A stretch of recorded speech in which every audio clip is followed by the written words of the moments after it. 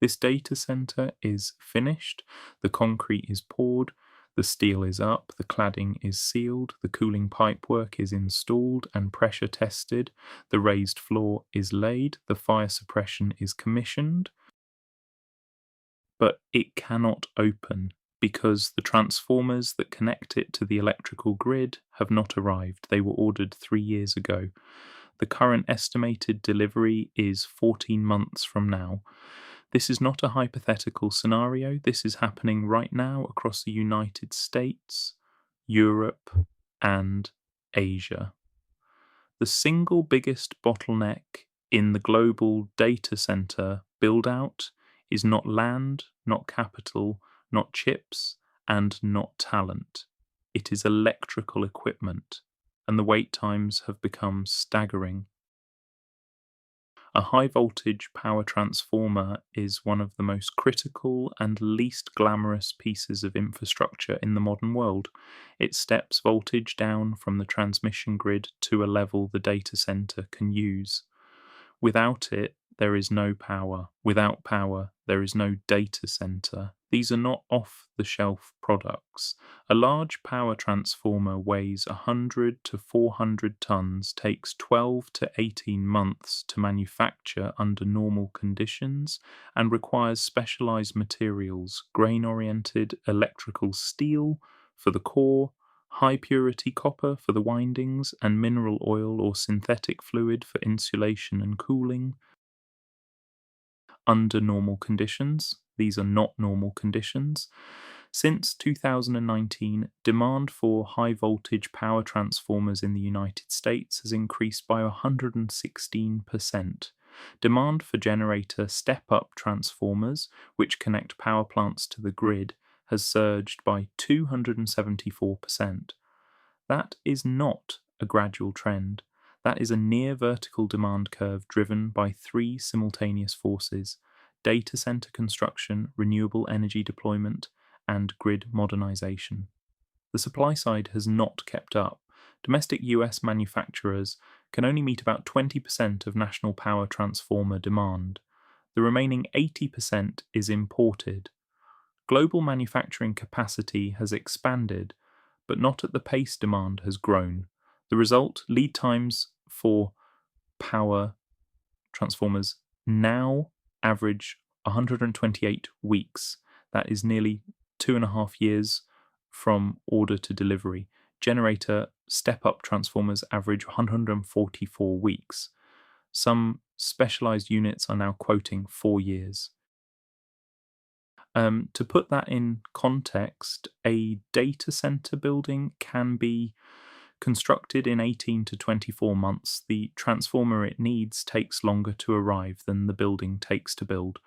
The equipment is now the schedule, not the construction. Transformers are not the only problem.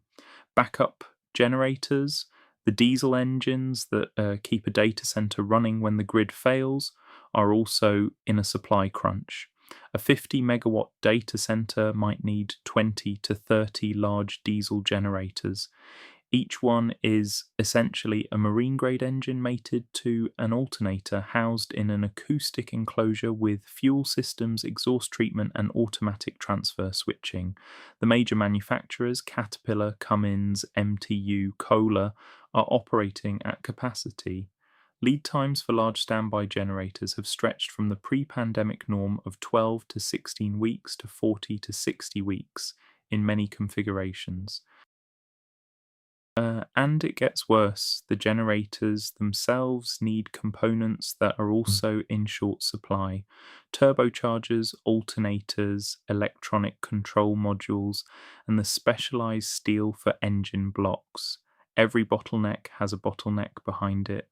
The third leg of the crisis is switchgear, the equipment that distributes and protects the electrical supply inside the building.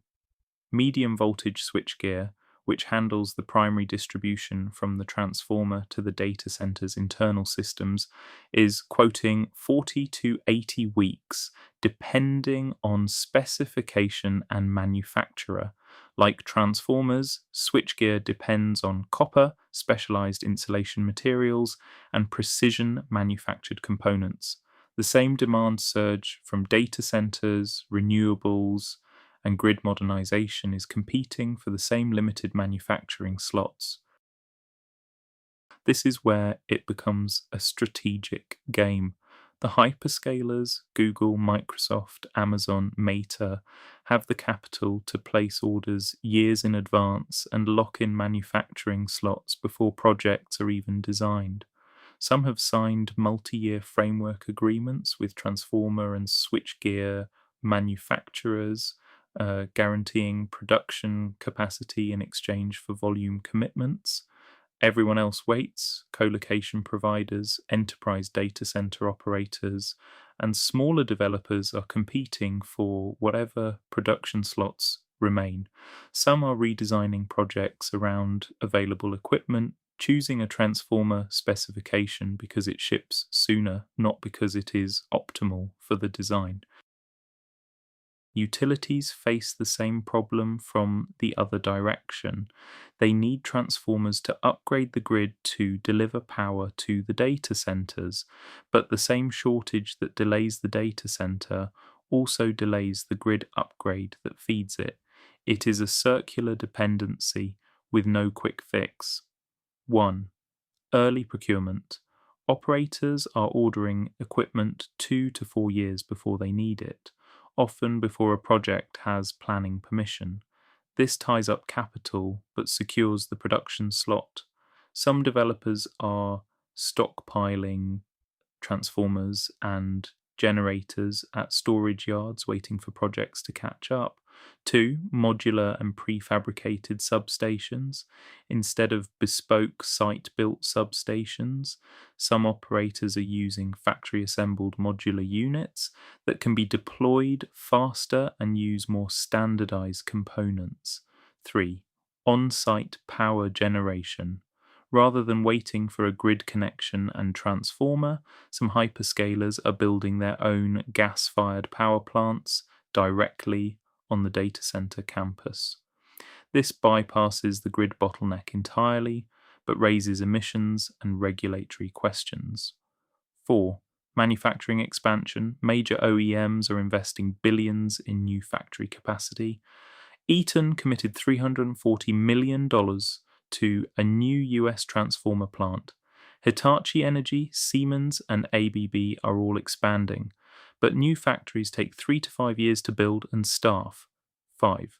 Alternative technologies, solid state transformers, advanced power electronics, and DC distribution architectures are being explored as ways to reduce dependence on traditional transformer designs. These are years from widespread deployment, but represent the long-term direction. The AI revolution runs on software and silicon, but software and silicon run on electricity, and electricity runs on transformers, generators, and switchgear that take years to build and are in shorter supply than at any point in modern history. The companies that locked in their equipment orders 3 years ago are building today. The companies that did not are redesigning their projects, pushing timelines, or fighting for whatever slots open up in a manufacturing queue that stretches to 2029. The bottleneck is not digital, it is physical: steel, copper, and manufacturing capacity. The oldest industrial constraints in the world limiting the newest technology on Earth